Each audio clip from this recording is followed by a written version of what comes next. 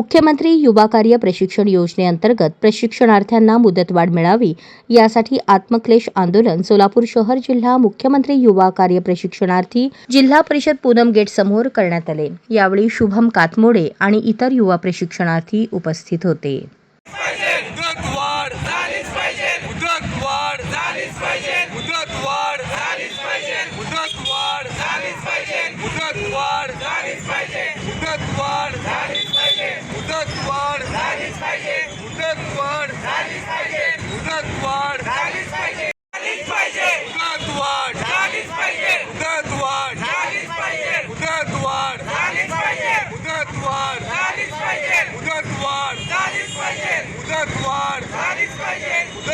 अशाच नवनवीन अपडेटसाठी जनता राज्य न्यूज चॅनलला सबस्क्राईब करा, लाईक करा आणि शेअर करायला विसरू नका।